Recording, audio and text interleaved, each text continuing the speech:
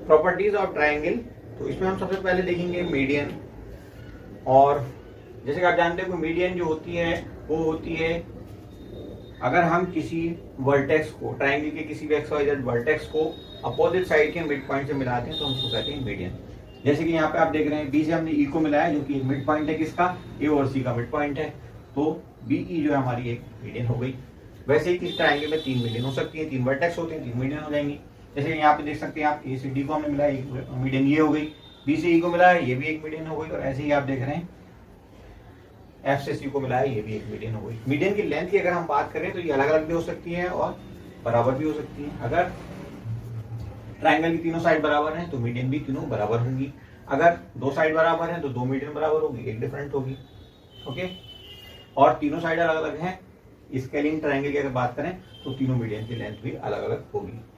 दूसरा पॉइंट जो है यहाँ पे मीडियन की लेंथ को लेकर के ही है। अगर हम तीनों मीडियन की लेंथ को ऐड करते हैं, यानी कि हम कहेंगे AD plus BE plus CF कर दें अगर हम, तो ये छोटी होंगी किससे, तीनों साइड के एडिशन से, यानी कि AB प्लस BC साइड की बात हो रही ना, ठीक, और तीसरी साइड हमारी CA।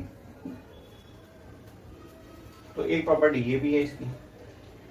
और जहां पे ये मीडियन मिलती हैं तीनों, उसको हम कहते हैं G, यानी कि सेंटर ऑफ ग्रेविटी कह सकते हैं आप उसको, केंद्रक कह सकते हैं हिंदी की अगर हम बात करें तो केंद्रक।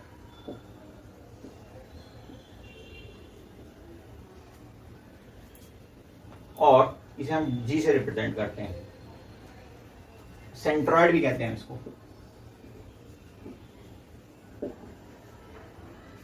ये 3 नाम हो जाते हैं, एक हिंदी का और 2 इंग्लिश के। और दूसरी सी खासियत ये होती है कि ये पॉइंट G है जहां पे तीनों मीडियंस मिलती हैं, वो हर एक मीडियन को 2:1 के रेशियो में तोड़ देता है G। ओके, तो हम यहां कह सकते हैं अगर ये G है तो BG और GE का जो रेशियो होगा वो होगा 2:1। क्लियर। एक और पॉइंट ये है कि जब तीनों मीडियंस हम बना लेते हैं किसी ट्राइंगल के अंदर, तो वहां पे 6 ट्राइंगल जनरेट हो जाते हैं, 6 ट्राइंगल जनरेट हो जाते हैं, और ये हर एक ट्राइंगल इक्वल एरिया का होता है, यानी कि मीडियंस ट्राइंगल को 6 बराबर ट्राइंगल में बांट देती है। क्लियर है। ओके, अब आप कहेंगे कैसे ये पॉसिबल है, तो ये ऐसे पॉसिबल है, देखिए कैसे। सपोज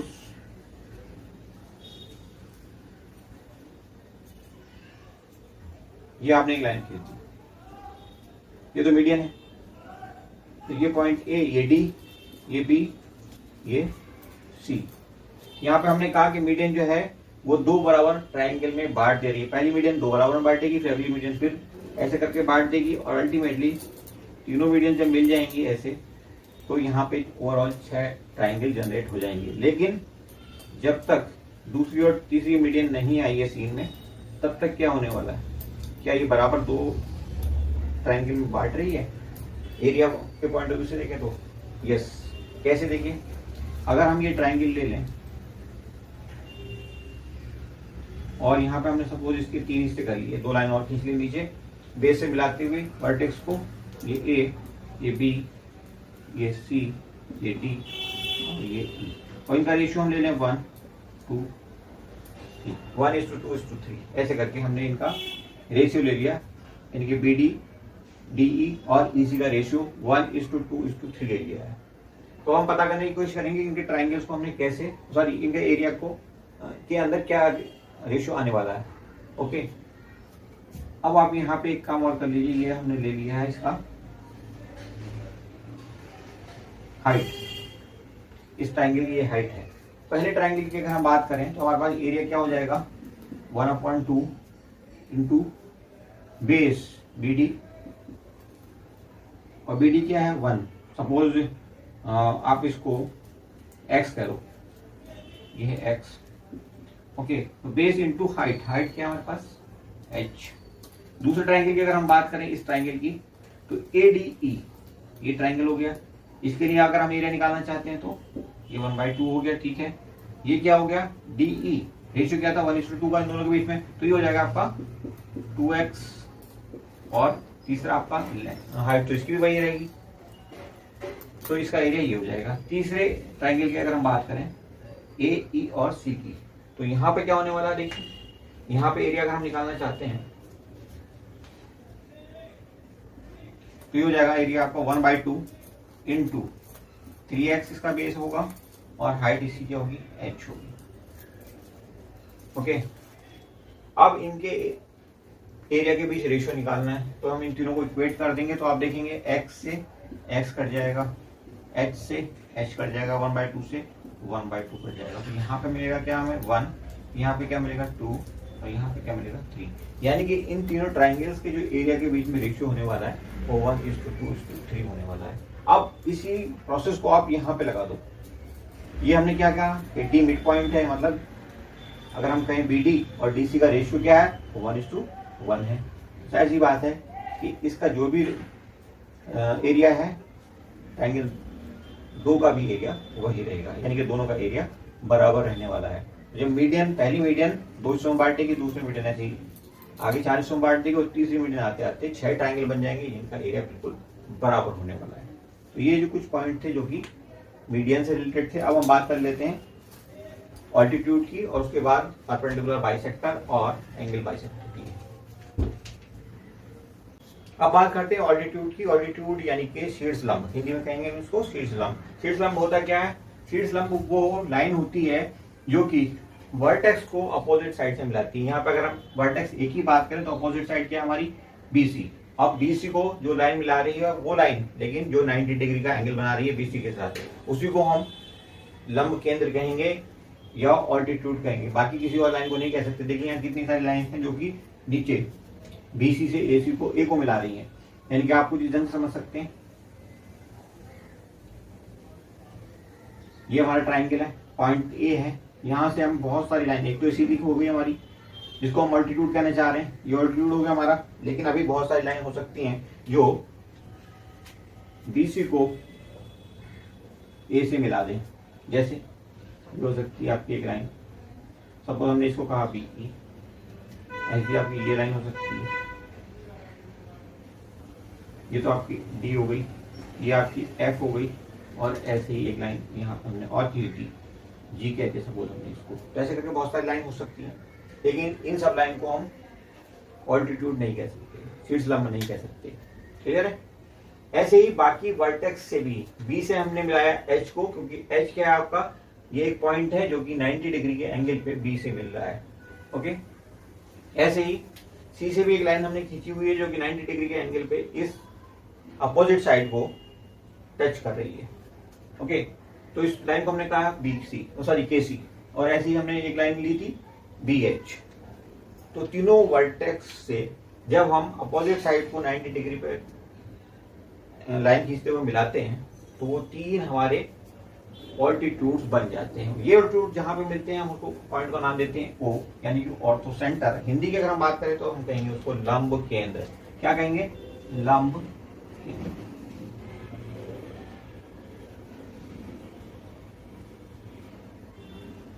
अब लंब केंद्र की पोजीशन जो है वो बदल जाती है।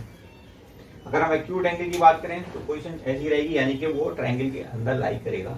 लेकिन अगर हम बात कर लें समकोण त्रिभुज की, यानी कि राइट एंगल ट्रायंगल की, तब क्या होने वाला है, या ऑब्ट्यूज के केस में क्या होने वाला है, तो ये 90 डिग्री का हम एंगल एक बनाते हुए एक ट्रायंगल ड्रॉ कर लेते हैं।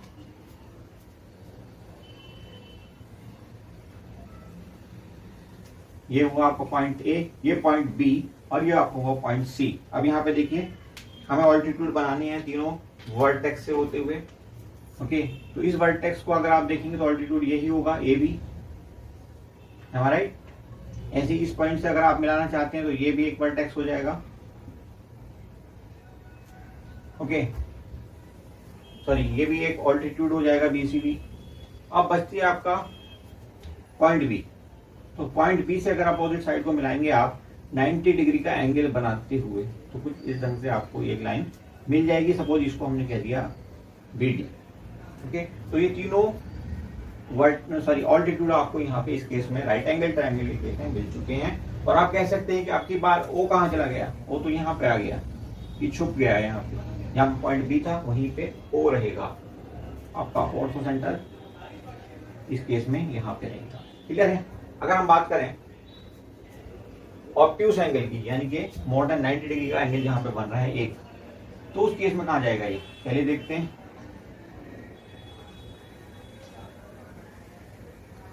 ये आपका ट्रायंगल है जिसका एक एंगल मोर देन 90 डिग्री है। ये पॉइंट ए है, ये पॉइंट बी है, और ये आपका पॉइंट आएगा सी। तो देखिए आप ऑल्टीट्यूड कहाँ जाएगा,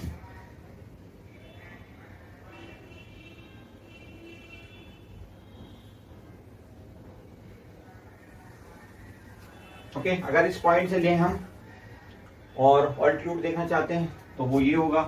सपोज इस पॉइंट का नाम हमने दे दिया डी, तो डी सी हो जाएगा एक, और दूसरा ऑल्टीट्यूड ए डी हो जाएगा।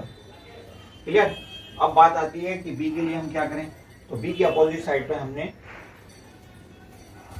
यहाँ पे 90 डिग्री का एंगल बनाते हुए एक लाइन खींच दी, यानी कि एक ऑल्टीट्यूड आपका ये आ गया, इसको हमने नाम दे दिया पॉइंट ई। तो तीसरा ऑल्टीट्यूड हमें कहाँ पे दिखा, ये बी ई है हमारा, जिसे हमने पीछे की तरफ अगर बढ़ाया तो ये जाकर के डी पॉइंट पे मिल गया। यानी कि आप तीनों के तीनों पॉइंट जो है हमारे, तीनों के तीनों ऑल्टीट्यूड कहाँ पे मिल रहे हैं, डी पे मिलते हुए दिख रहे हैं। एक्चुअली मिल नहीं रहे बट मिलते हुए दिख रहे हैं। हमने पीछे की तरफ बढ़ाई लाइन, तो अभी यहाँ जाकर के ये तीनों मिल गए। तो हम कह सकते हैं कि इस केस में जो ऑर्थो सेंटर होगा वो ट्रायंगल के बाहर हो जाएगा। क्लियर है। तो इन पे अक्सर सवाल आते हैं। अब बात कर लेते हैं हम, अब बात करते हैं परपेंडिकुलर बाइसेक्टर की, या जिसको आप कहते हैं हिंदी में लंबार्धक। तो लंबार्धक क्या होता है, जैसे कि आप यहाँ पे देख रहे हैं ये पीछे एक लाइन है, इसको बिल्कुल अगर आप देखें मिड पॉइंट जो है इसका वो डी है, और यहाँ पे हम 90 डिग्री का एंगल बनाते हुए एक लाइन खींच दें बी सी, तो ऐसा हम यहाँ पे भी कर सकते हैं। इसका मिड पॉइंट ये है एफ, और इस लाइन एक का मिड पॉइंट है ई। इन तीनों मिड पॉइंट होकर के इन दोनों को बाइसेक्ट करते हुए आप कह सकते हैं, अगर हम लाइंस खींचें ये तीन लाइंस, तो तीनों लाइन जाकर के कहाँ पे मिलेंगी, सी पॉइंट पे। और सी को हम क्या कहते हैं, सर्कमसेंटर।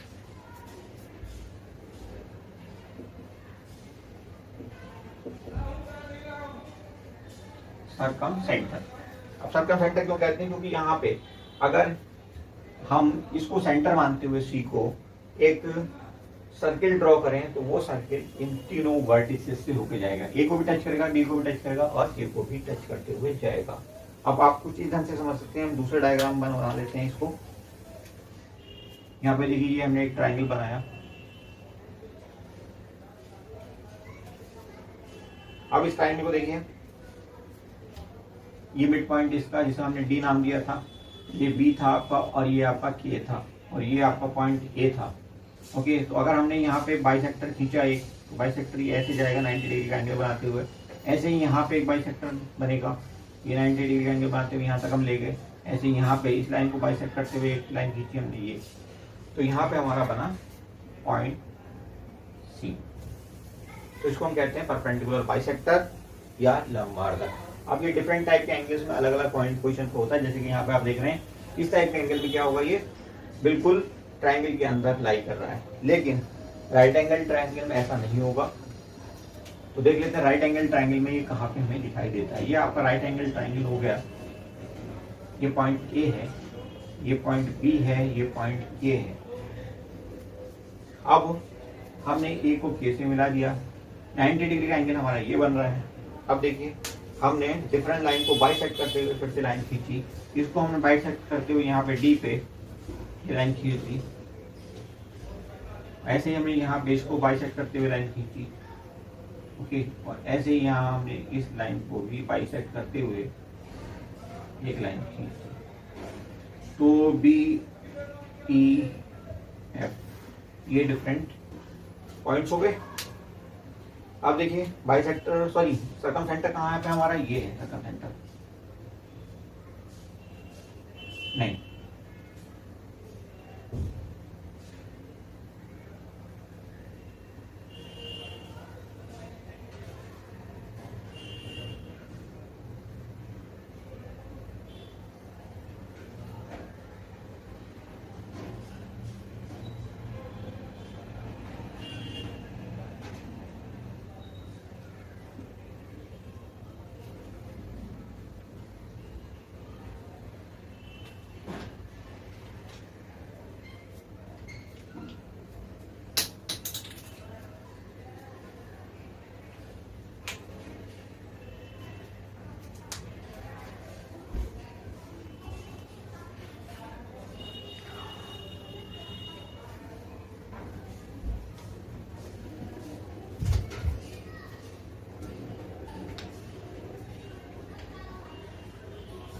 अब बात कर लेते हैं लंबार्धक की या परपेंडिकुलर बाइसेक्टर की। तो परपेंडिकुलर बाइसेक्टर होता क्या है सबसे पहले वो समझ लेते हैं। तो जैसे हमारे ये एक ट्राइंगल है, हमने ये लिया है, साइड इसकी है बीके, ये जानबूझ करके हमने नाम रखा है इसका, क्योंकि यहाँ पे जो हम इसका जो पॉइंट बनेगा जहाँ पे तीनों बाइसेक्टर मिलेंगे उसको हम सी कह रहे हैं। तो सी ऑलरेडी रिजर्व हो चुका है, इसलिए हमने इसका नाम इस पॉइंट का के रख दिया है।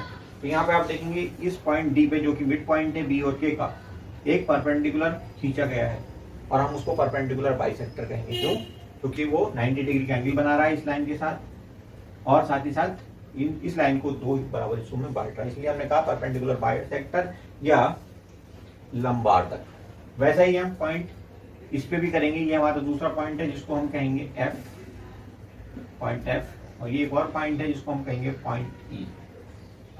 ओके, तो हमें पॉइंट सी मिल गया। अगर हम इन तीनों बाइसेक्टर खींचने के बाद देखें तो ये तीनों बाइसेक्टर कहाँ पे मिलते हुए दिखाई दे रहे हैं? इस पॉइंट पे मिलते हुए दिखाई दे रहे हैं। इसी पॉइंट को हमने कहा है सी पॉइंट, और इसी को हम कहेंगे सर्कमसेंटर। क्यों कह रहे हैं हम इसको सर्कमसेंटर? हम इसलिए कह रहे हैं सर्कमसेंटर क्योंकि अगर यहाँ पे हम एक सर्कल खींचे, रेडियस कहाँ से लेंगे भाई? इस पॉइंट से। आप इसको यहाँ पे मिला दो या यहाँ पे ऐसे मिला दो इस पॉइंट से इसको, या फिर यहाँ पे तीसरा पॉइंट भी मिला दो। ये रेडियस ले लो या ये रेडियस ले लो, ये तीनों बराबर होंगी।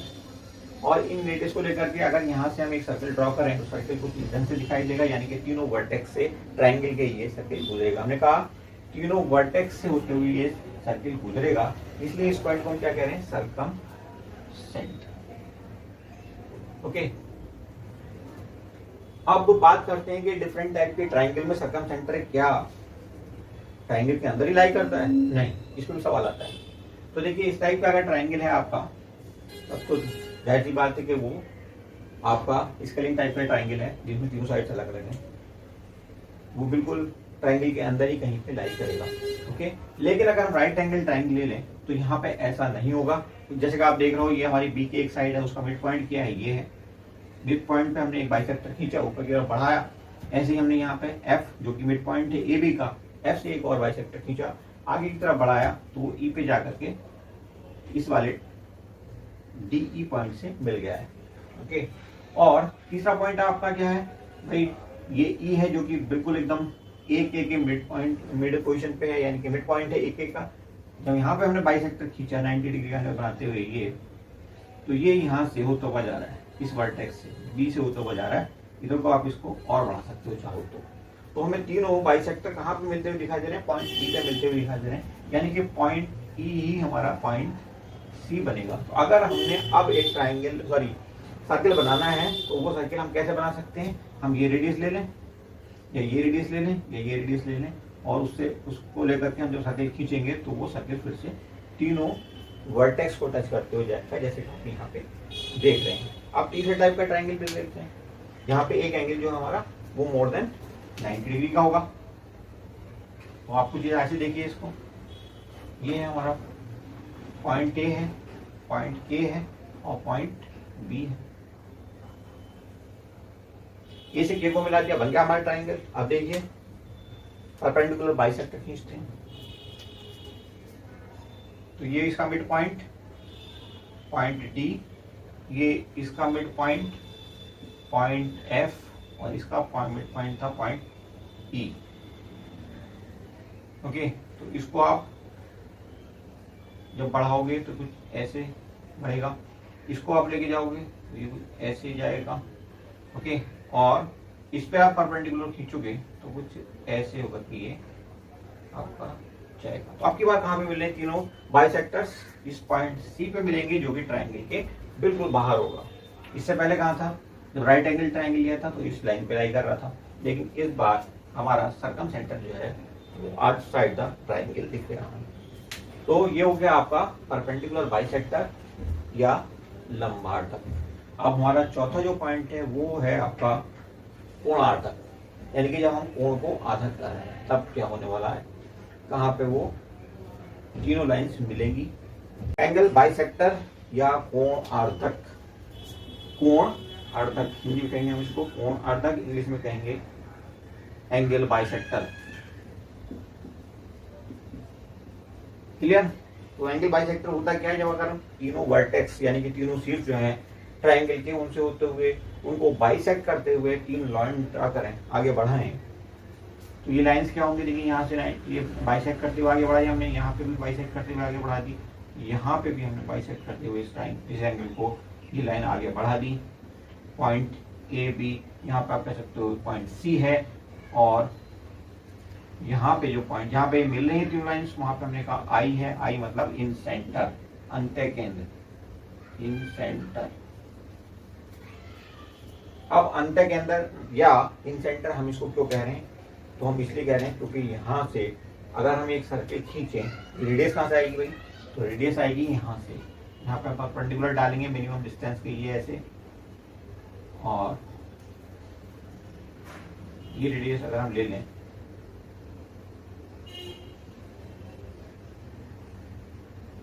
तो ये तीनों रेडियस बराबर होंगी, और इस रेडियस को लेकर के अगर हम सर्किल ड्रॉ करें तो कुछ सर्किल ये ढंग का आएगा जो कि तीनों लाइंस को, तीनों साइड्स को, जो ट्राइंगल था हमारा ओरिजिनल ट्राइंगल, उसकी तीनों लाइंस को टच करते हुए, साइड्स को टच करते हुए एक सर्कल बन जाएगा।